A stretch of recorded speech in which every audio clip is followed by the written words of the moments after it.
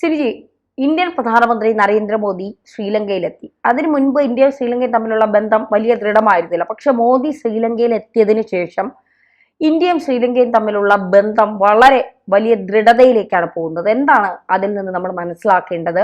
ഈ ബന്ധം എത്രത്തോളമാണ് വളരുന്നത്, അല്ലെങ്കിൽ നമുക്ക് അതുകൊണ്ടുള്ള നേട്ടങ്ങൾ എന്തൊക്കെയാണ്? ശരിക്കും പറഞ്ഞാൽ ഇപ്പോൾ അനുരാഗ് കുമാര ദിസനായക എന്ന് പറയുന്ന ശ്രീലങ്കൻ പ്രധാനമന്ത്രിയുടെ വാക്കുകൾ കടമെടുത്താൽ ശ്രീലങ്കയുടെ രക്ഷകരായി അവതരിച്ചിരിക്കുന്നത് ഇന്ത്യയാണ്. അപ്പോൾ ഇന്ത്യ എന്ന് പറയുന്ന രാജ്യവുമായി ശ്രീലങ്കയുടെ ബന്ധം കൂടുതൽ ദൃഢമാകുന്നു, ശക്തമാകുന്നു എന്നാണ് പുറത്തു വരുന്ന വിവരങ്ങൾ. അതായത് ഇന്ത്യൻ പ്രധാനമന്ത്രി നരേന്ദ്രമോദി ശ്രീലങ്കയിലേക്ക് എത്തുന്നു. മുൻപ് ലോകത്തെ ഒരു രാജ്യത്തെ തലവന്മാർ എത്തുമ്പോൾ നൽകുന്ന സ്വീകരണത്തെക്കാൾ മികച്ച സ്വീകരണം ഇന്ത്യൻ പ്രധാനമന്ത്രി നരേന്ദ്രമോദിക്ക് നൽകുന്നു. ഗാർഡ് ഓഫ് ഓണർ കൊടുക്കുമ്പോൾ എത്രത്തോളം ബഹുമാനം നൽകാമോ അത്രത്തോളം ബഹുമാനം നൽകുന്നു. ഇനി നരേന്ദ്രമോദി ഈ ഗാർഡ് ഓഫ് ഓണർ ഒക്കെ പരിശോധിക്കാനായിട്ട് പോകുമ്പോൾ വലിയ ജനക്കൂട്ടമൊക്കെ പുറത്തുണ്ട്. അവിടെ വലിയ ബാനറിനകത്ത് എഴുതി വെക്കുന്നു, നരേന്ദ്രമോദിക്ക് സ്വാഗതം, ഇന്ത്യൻ പ്രധാനമന്ത്രി പാറി കളിക്കുന്നു. എങ്ങനെയാണെന്നറിയോ? ഡ്രോണിനകത്ത് കൊണ്ടുവന്ന്. അപ്പോൾ ഡ്രോണിൽ വിമാനത്തിലൊക്കെ കൊണ്ടുവന്ന് ഇന്ത്യൻ പ്രധാനമന്ത്രിക്ക് വലിയ സ്വീകാര്യത നൽകിക്കൊണ്ട് ഇത്തരത്തിൽ വലിയ ബാനറുകളൊക്കെ പ്രത്യക്ഷപ്പെടുക എന്ന് പറഞ്ഞത് നമ്മളെ തന്നെ അത്ഭുതപ്പെടുത്തി. അപ്പോൾ കഴിഞ്ഞ കുറച്ചു കാലമായി ഇന്ത്യയുമായിട്ട് അത്ര നല്ല ബന്ധമായിരുന്നില്ല ശ്രീലങ്കയ്ക്ക്. ഈ ബന്ധത്തിൻ്റെ പ്രശ്നങ്ങളൊക്കെ പരിഹരിക്കാൻ വേണ്ടിയിട്ടാണ് മോദി ഇപ്പോൾ ലങ്കയിലേക്ക് പോയത്.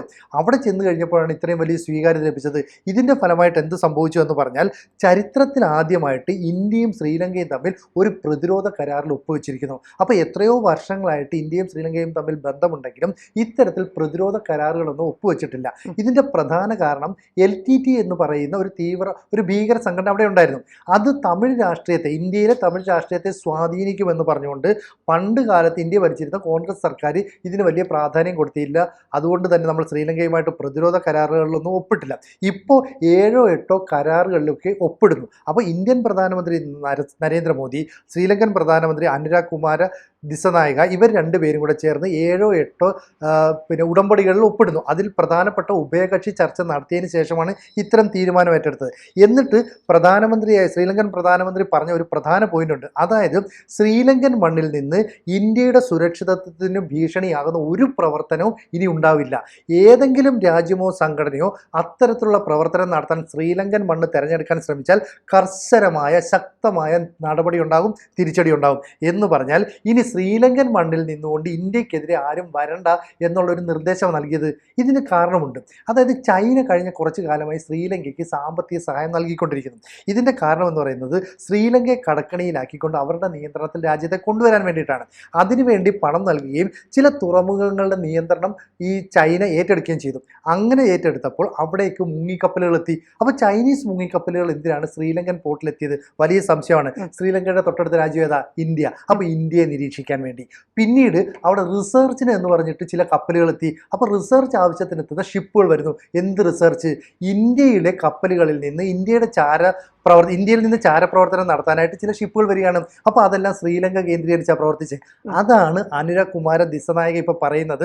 ഇനി ശ്രീലങ്കൻ മണ്ണിൽ നിന്ന് ഇന്ത്യക്കെതിരായി ആരെങ്കിലും പ്രവർത്തിക്കാൻ ശ്രമിച്ചാൽ ശക്തമായ തിരിച്ചടി ഉണ്ടാവും. ഒരു കാരണവശാലും ഞങ്ങൾ അംഗീകരിക്കില്ല.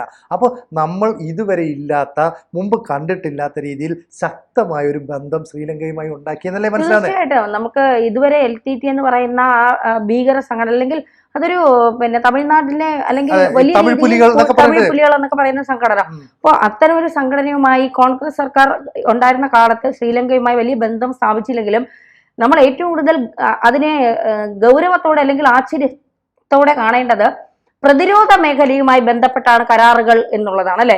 അത് ഏറ്റവും കൂടുതൽ ശ്രദ്ധേയമായ കാര്യമാണ്. കാരണം മോദിക്ക് മാത്രമേ ഇങ്ങനെ ഒരു കരാറുകളുമായി ബന്ധപ്പെട്ട് മുന്നോട്ട് പോകാൻ കഴിയൂ. കാരണം മോദി അത്തരം കരാറുകളിൽ ഒപ്പുവെച്ചാൽ ഇന്ത്യ ഭരിക്കുന്നത് നരേന്ദ്രമോദിയാണെന്നും എന്തെങ്കിലും തരത്തിലുള്ള കാര്യങ്ങൾ നമ്മുടെ ഭാഗത്തു നിന്നുണ്ടായാൽ അതിന് ശക്തമായ താക്കീതും ശക്തമായ എന്താ പറയുക, ആ ഒരു രീതിയിലുള്ള നടപടികൾ മോദിയുടെ ഭാഗത്തു നിന്നുണ്ടാകും എന്നുള്ള ഭയം ശ്രീലങ്കയ്ക്ക് ഉണ്ടാകും. സ്വാഭാവികമായിട്ടും എല്ലാ രാജ്യത്തിനും അതുണ്ട്. മോദിയുമായി ഇടപെടൽ നടത്തിയാൽ അത് ക്ലിയർ ആയിട്ട് പോയില്ലെങ്കിൽ ഉണ്ടാവുന്ന ഭവിഷ്യത്തുകൾ എന്താണെന്നുള്ളത്. അപ്പോൾ തീർച്ചയായിട്ടും ഇത് വലിയ രീതിയിലുള്ള നേട്ടങ്ങൾക്ക് തന്നെയാകും കാരണമാകുന്നത്. നമുക്ക് വലിയ രീതിയിലുള്ള മുന്നേറ്റത്തിന് കൂടി ശ്രീലങ്കയുമായുള്ള ഒരു വലിയ ബന്ധം കുറച്ചുകൂടി ഊട്ടി ഉറപ്പിക്കാൻ കൂടി ഇത് കഴിയുമെന്ന് നമുക്ക് കണക്കിലെടുക്കാം, അങ്ങനെയല്ലേ? അതെ, ഇപ്പൊ ഏതാണ്ട് 7 സുപ്രധാനപ്പെട്ട കരാറുകളിലാണ് ഒപ്പിട്ടിരിക്കുന്നത്. അതിൽ തന്നെ ഇപ്പൊ ഈ ശ്രീലങ്കൻ മണ്ണ് ഇനി ആർക്കും പ്രയോജനപ്പെടുത്താനുള്ള അവകാശം, അധികാരം നൽകില്ല എന്ന് ശ്രീലങ്കൻ പ്രധാനമന്ത്രി തന്നെ വ്യക്തമായിട്ട് പറയുന്നുണ്ട്. മാത്രമല്ല ഇന്ത്യയും ശ്രീലങ്കയും തമ്മിലുള്ള സൗഹൃദം കൂടുതൽ ഊട്ടി ഉറപ്പിക്കാൻ സാധിക്കുമെന്നാണ് ഇതിലൂടെ മനസ്സിലാകുന്നത്. ഇനി ഇന്ത്യ അവിടെ ചില സോളാർ പദ്ധതികളൊക്കെ നടപ്പാക്കുന്നുണ്ടായിരുന്നു. ആ പദ്ധതികളുടെ ഉദ്ഘാടനം നരേന്ദ്രമോദി നിർവഹിച്ചു. ഇതുകൂടാതെ ഇന്ത്യയും ശ്രീലങ്കയും UAEയും തമ്മിൽ അവിടെ ഒരു ട്രിങ്കോമാലി ഊർജ്ജ ഹബ്ബിന്റെ വികസന പദ്ധതികളുടെ പ്രവർത്തനങ്ങൾ നടത്തുന്നുണ്ടായിരുന്നു. ആ പ്രവർത്തനങ്ങളും കൂടുതൽ ഊർജിതമാക്കാനായിട്ട് തീരുമാനിച്ചിട്ടുണ്ട്.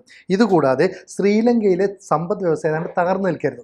ഈ സമ്പദ് വ്യവസ്ഥയ്ക്ക് എപ്പോഴും സഹായം നൽകാൻ ഇന്ത്യയെ കൊണ്ടാണ് പറ്റുന്നതെന്ന് ഇപ്പോൾ അവർ തിരിച്ചറിഞ്ഞു. അപ്പോൾ നേരത്തെ അവർ കരുതിയത് റഷ്യയും ചൈനയും ഒക്കെ ആയിട്ട് നല്ല കൂട്ടുണ്ട്, അവർ സഹായിക്കും എന്നൊക്കെയാണ്. പക്ഷേ ശ്രീലങ്ക ഇപ്പോൾ പറയുന്നത് പെട്ടെന്നൊരാവശ്യം വന്നാൽ, ഇപ്പോൾ ഒരു പ്രകൃതി ദുരന്തങ്ങൾ പോലെയുള്ള പ്രശ്നങ്ങൾ ഉണ്ടാകുന്നു, അല്ലെ സമ്പദ് വ്യവസ്ഥ തകരുന്നു, ഈ സമയത്തൊക്കെ ഇന്ത്യൻ സഹായമാണ് നമുക്ക് വളരെയധികം വേണ്ടത്. അതായത് 2003 ഇന്ത്യയിൽ നിന്ന് 20% ടൂറിസ്റ്റുകൾ ശ്രീലങ്കയിലേക്ക് പോയി. അതായത് കണക്കിൽ പറഞ്ഞാൽ ഏതാണ്ട് 3 ലക്ഷത്തോളം ആളുകൾ. ഇപ്പോൾ റഷ്യയിൽ നിന്ന് എത്തിയത് 2 ലക്ഷത്തോളം പേരാണ്.